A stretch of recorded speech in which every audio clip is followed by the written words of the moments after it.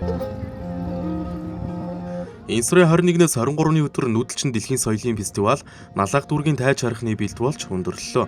Соёлын бит бус үеийг хамгаалах, өвлүүлэн уламжлуулах, үндэсний болон олон улсын түвшинд сурчлан таниулах зорилготой энэхүү фестивал Дархуул аймгийн өвлөн уламжлагчид тусгай байрт шалгарлаа.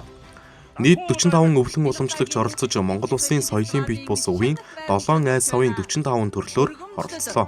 5 сая төгрөг дагагдж байна. Баяр хүргэе. Нүүдэлчин дэлхийн соёлын фестивал 2026-д Дархуул аймаг маань маш амжилттай оролцож шилдэг 5 аймгийн нэг буюу тусгай байранд шалгарлаа. Ингээд энэ бол Нүүдэлчин дэлхийн соёлын фестивалд Дархан уул аймагт төлөөлөн оролцсон нийт соёлын бит бус үеийг өвлөн уламжлагчид болон уран бүтээлчид мөн үүнийг зохион байгуулан ажилласан нийт төрийн албан агчдын маань хүч хөдөлмөр байлаа. Нийтдээ удирдамжинд байсан 8 шалгуур үзүүлэлтийн хүрээнд бол энэхүү амжилтыг үзүүлсэндээ маш их баяртай байна. Ирсэн хүн юу харах вэ гэхээр ерөөсөө энд ирээд Монгол гэж ийм улс юм байна. Монголын өв соёл гэж ийм байд юм байна. Ийм хөгжимтэй юм байна. Ийм хувцс өмсдөг юм байна.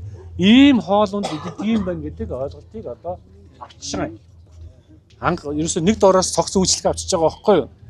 Нэг цэгийн үйлчлэг гэж байдаг үстэй. Тэрэн шиг л одоо тийм авчиж байгаа. Тэгэхээр одоо их ач холбогдолтой юм наад болсон. Тэгээд та бүгдийнхээ энэ өв соёлоо уламжилж авч явж байгаа энэ ажил үйлс чинь маш амжилт хүсье. Цаашаа ахболууд маань одоо өөрийнхөө өөр хойчлоо энэ өөрийнхөө одоо мэддэг чаддаг зүйлээ үүлүүлээрээ.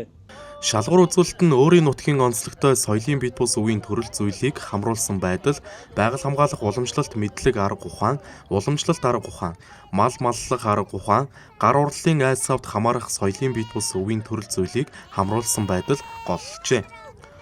Мөн зохион байгуулалт бэлтгэл ажлыг хангасан үзүүлэлт, өвлөн уламжлагчдын нас хүйсийн тэнцвэртэй хамруулсан эсэх, мартагдсан яаралтай хамгаалах шаардлагатай соёлын бит бус үеийг сэргээн амьлуулж таниулсан, сурталчилсан байдал зэрэг 8 шалгуур үзүүлэлтээр шилдэгүүдээ тодруулсан байна.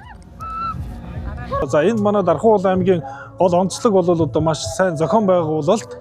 За мөн одоо энэ бүх төрлийн одоо 7 айс савынхаа бүхий л одоо үзүүлэлтэн дээр өндөр үзүүлэлт авч бүх одоо шалгуураар бол тэнцэж энүүгээрээ бид нар одоо шагнал 5 дугаар байранд орсондоо бас туйлын хэсэг талархалтай байна. Нүүдэлчин дэлхийн соёлын фестивал нь соёлын бит бус үеийг түгээн дэлгэрүүлэх, залуу хойч үедээ өвлүүлэн уламжлуулах мэдлэг ур чадварыг тодруулан алдаршуулж, үндэсний болон олон улсын түвшинд сурчлан таниулах зорилготой юм а. Дархуул аймгийн өвлөн уламжлагчид нь уг зорилгын хүрээнд орон нутгийн болон олон ястны өвөрмөц онцлогийг харуулсан найруулгаар урлагийн тоглолт бэлтгэн отхийн болон баг тайзнаа үзэгчдэд сурчлан танилцуулсан юм а. ертөнцийн дөрөв нүүдэл гэдэг нэртэй энэ хүү язгуур урлагийн тоглолт маань гол нь бид бүгд монголчууд 4 үлрэлтэд зохицож нүүдэлж амьдардаг. Тэгээд энэ соёлынхаа одоо илэрхийллээрээ ахуйн соёлыгаа давхар хамсарч илэрхийлсэн энэ удирдал болгонд ямар ахуйн соёл нь бас цуг явдаг юм бэ? Бид нар уртын дуу бие биелгээгээ биелэнгээ энэ удирдалтай тааруулж бид нар жишээлбэл өвлжөөндөө очиод юу хийдیں, хавар болохоор бид нар юу тэмдэглэдیں, зум болохоор яадیں, намартаа бид нар яаж тэмдэглэн гэдэг энэ ахуйн соёлуудаа бас оруулахыг зорьсон. 21 аймаг 9 дүүргийн өвлөн уламжлагчдын бэлтгэсэн хөтөлбөр бүтээлтэй шүүгчдийн бүрэлдэхүүн танилцж, шүүлт явуулсны дүнд өсвөрийн өвлөн уламжлагч, үе төмөн, мөр шинжигч төрлөөр шилдгээр тодорлоо.